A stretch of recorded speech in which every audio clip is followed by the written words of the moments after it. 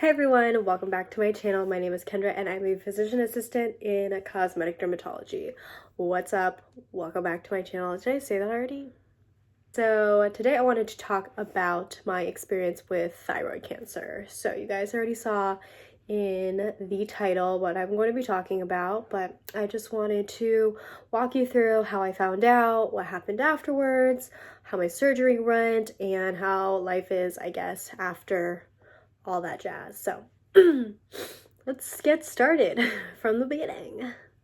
So this all started back in 2017. I had just gotten married the previous December, and I was going on a work trip to Arizona for ENT, ear, nose, and throat. I had been working in ENT for a few months now, and I was gonna attend a conference to increase my skills and my knowledge and all that jazz. So I went up there with my coworker at the time, and we took different workshops for like putting in ear tubes, removing wax, scoping people. And the last workshop that we got to sign up for was for ultrasound. And it was actually all booked out before we could sign up, and spots ended up opening up.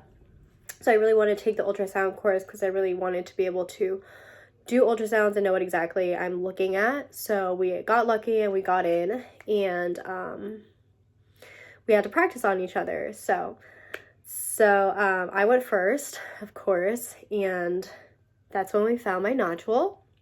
I have pictures, so I'm gonna put them in for you over here of what it looked like. And since I've been working in ENT, I kind of already knew that it was cancer, because don't quote me on the age range, but if you're below usually 35 or 30 or above 50 years old, if you have a nodule, it's more than likely cancerous. So aside from that fact, the nodule, as you can see, is on the left side. I don't know where it's going to show on here, but it basically took up my whole entire left thyroid lobe. So I knew right away pretty much that it was going to be cancer. So I texted the picture to my doctor right away, and he's just like, oh crap. I'm like, what do you mean, oh crap? So he's like, yeah, you're going to have to get an FNA right when you get back to the office. And what an FNA is a fine needle aspiration.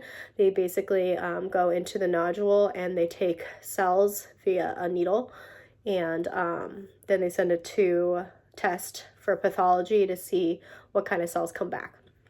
So everything happened pretty quickly. Real quick, I'll put in some clips from the conference if I still have them. And if I don't, sorry, that was a long time ago. So anyways, yeah, everything happened really quickly. I went back home, and pretty much the next day I had my FNA, and my coworker, same coworker that went with me, did the FNA for me, and it felt like basically like I was being choked a little. It didn't hurt too much. It was just really uncomfortable and literally felt like I was being choked. So that was fun. So those results came back within a couple of days, and it came back as atypical cells. So if it's atypical, it's more than likely cancer. So we knew we had to take it out. I mean, luckily I worked in ENT and my doctor does thyroidectomies. So we scheduled my surgery, I think, a week or two later. And yeah, so we obviously hoped to only take out the left side because I didn't want to take medication. In the end, it wasn't a huge deal to me if he had to take out both sides, because obviously I'd rather be clear of cancer than leave it in there and develop it later on. So we did the surgery, and it took about 3 hours, which is not normal for him and I, because I usually used to do the surgeries with him and it only take us like an hour and a half for like really big thyroid nodules, and mine was not that big, but I was in there for 3 hours, and it was mostly because the pathologist wasn't sure exactly which kind of cancer it was, and we needed her to be sure so that he knew if he had to go back and take the right side. So it came back as adenocarcinoma, which is the most common kind of thyroid cancer, and it is more likely to spread. So he ended up going back in and taking the other side. So also my big thing with my surgery was my scar. You can still see it. Hi, it's right here. It was a huge deal to me. I'm usually the person who closes at the end of cases, and my scars are, I'm not trying to brag, but they're pretty good, okay? So I was worried. And so he actually closed me after he took out the left side and put glue and everything. I forget the name of it, but I don't like it. I'm apparently very allergic to adhesives. I don't do well with them. So he closed me, and then he had to go and open me back up again. So my scar was not cute when I came out. I didn't see it until a week later, but I'll go over that later. So when I woke up from my surgery, I had a brace on because we have our patients wear braces. So sorry, we have our patients wear braces to reduce the amount of swelling. So I woke up with a brace. I was really nauseous. I've had surgeries before, and I never was this nauseous before. So they gave me medication for that. So I was like super out of it. The nurse was trying to get me to wake up as much as possible so that I could go home, because if I was sleeping, I'm not allowed to go home. So I was basically slapping myself to wake up and go home. So yeah, the recovery was not bad at all. I had gallbladder surgery a couple years before this, and that was way more painful than my thyroid surgery. I didn't take any of my pain medications. My husband was really concerned about me like getting up or moving around. I'm like, I'm fine. So I literally had surgery on a Friday, and I went back to work on Monday. Because I was already out so much for a conference, and then I went to another conference after that, I didn't want, to miss more days just because I had surgery. But so yeah, I went back on Monday to work. Kind of crazy. So yeah, I just wanted to backtrack really quick because I didn't really talk about what happened emotionally, I guess, or with family after I found out. So obviously my husband was very concerned for me. It was pretty emotional for him.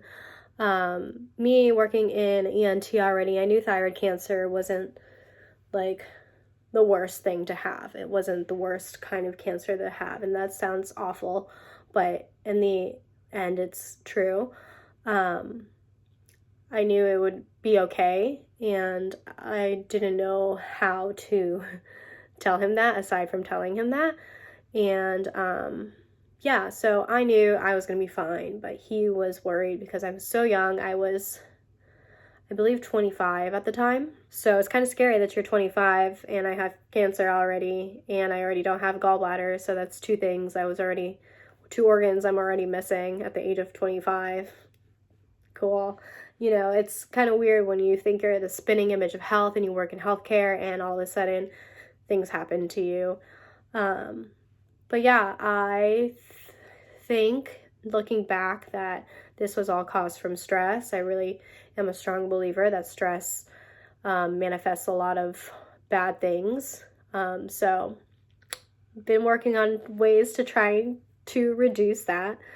Yeah, so I also told my parents, and they are both nurses, so they both know about thyroid cancer as well. So they also were not as worried as my husband.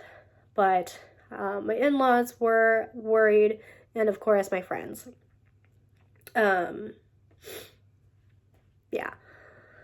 I love my friends. Everybody was very supportive, now that we look back at it, we're like, what? I never had that. What are you talking about? But yeah, that's what happened when I told people about it. Again, everything happened so quickly. There wasn't like a lot of time to process everything. After I found out, I did go to California for like 5 days, I think, and I was alone for a while, and that was a little hard. I kind of wish I didn't go. It was kind of emotional for me. I didn't want to be there. I was there for like a training. But yeah, I had surgery not too long after that. Okay, so back to going back to work on Monday. I went through work pretty well. I had to have like a dressing on my neck. Obviously, I don't want to scare people with, I don't know, my stuff. And then after that, I switched to like flesh colored, nude colored, Band-Aids. And that's also how I knew I was allergic to adhesive, because I would get really itchy after I took them off. So yeah, a week went by, and I was finally able to take off my steri strips. I was super excited. I wanted to see my scar.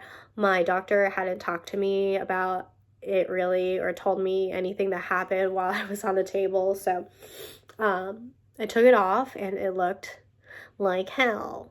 If you're watching this, you already know. I was, to say the least, I was pretty annoyed because he knew that was my biggest thing. It did not look cute, guys. So I'll put in a picture. I think I have it still. It was not good. It looked like it was like dehiscing in a part, and I was a little horrified, to be honest, but I'm like, I know it's gonna get better. And I knew he felt bad. I texted him after I took off the dressing, and I was just like, my scar? And he's like, the emoji, the face that's all like sad, basically. So he knew, obviously, but he didn't tell me. So I was like, you better come in to work today so you can tell me what happened. And he came to work, and he told me, that he had to reopen me during the procedure, and that's why it looked like that. And because of the glue, I was allergic to it. So that's how I ended up with that scar. But it's gotten a lot better. I can put in a couple more pictures of like progression, I think, if I have some. But this is what it looks like right now. I don't know how clear it is because I'm filming on the front side of my phone camera. I'll flip it in a little bit and show you in more detail. It's not as bad, kind of dark. I'm okay with it though. I might do some lasers to soften it up and lighten it up a little bit, but it's fine. I see it all the time, but most people tell me that if I didn't point it out, that they wouldn't have even noticed it, which I find hard to believe, but whatever. So yeah, after I had it taken out, I had to start thyroid medication, which you have to take for the rest of your life because you no longer have a thyroid and you need thyroid hormone. So I take Synthroid, and luckily for me, I found my dosing right away. A lot of people go through a long journey to figure out what dosing is right for them, but I got really lucky, and I'm #blessed and hope that it stays this way and then I don't have to change it around. But before I went on the medication, I was off of it for, I'm not really sure how long, but I did a radioactive iodine uptake scan. Wow. RAI scan to see how much thyroid tissue I had left. I don't know if I even had to do that, but my doctor and I decided that we did. So that was the hardest time, I would have to say. I definitely got depressed.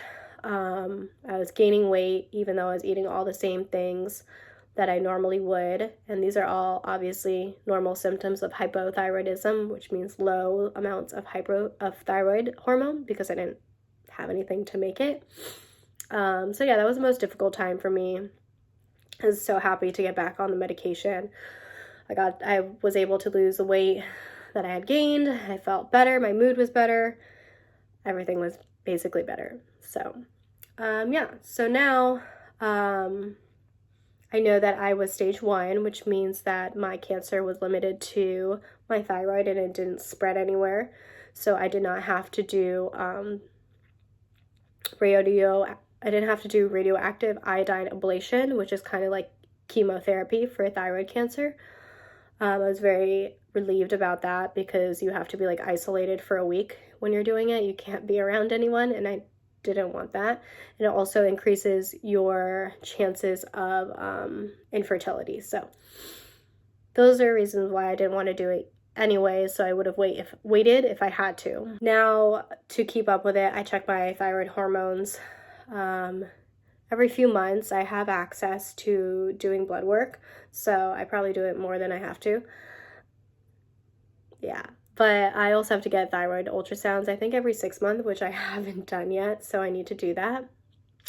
It's been a minute. But yeah, that is my story. I'm still currently taking Synthroid, still taking the same amount. I'm feeling great. I don't have any symptoms, I would say, and it was quite the experience. So yeah, I'm like smiling and all this, but it's a serious situation, especially if it's a cancer that's not benign, which is pretty rare, which is why I knew I was going to be okay. But yeah, I wanted to share that with you guys because I've only shared it on Instagram and I haven't shared it on YouTube yet.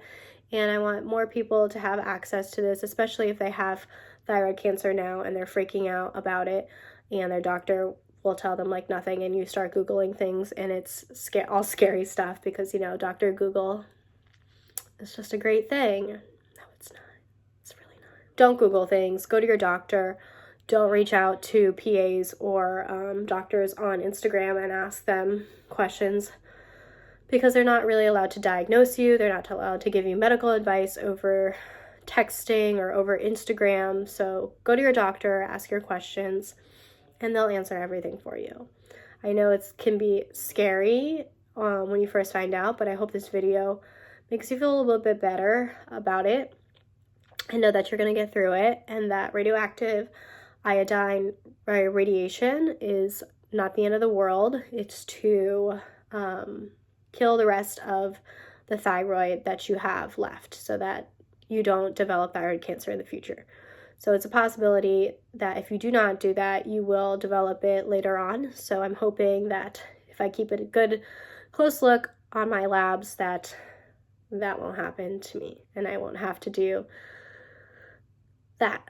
So, yep, if you have any questions about thyroid cancer or my experience in general, you guys can comment below. I have been trying to get back to you guys on comments as well as I can. I'm just pretty busy with work and my 2 accounts on Instagram, so sorry guys, I'm really sniffly. I'm not sick. I don't have coronavirus, okay? I have allergies. Since I moved to North Carolina, my allergies have been crazy, so I have to go get allergy testing.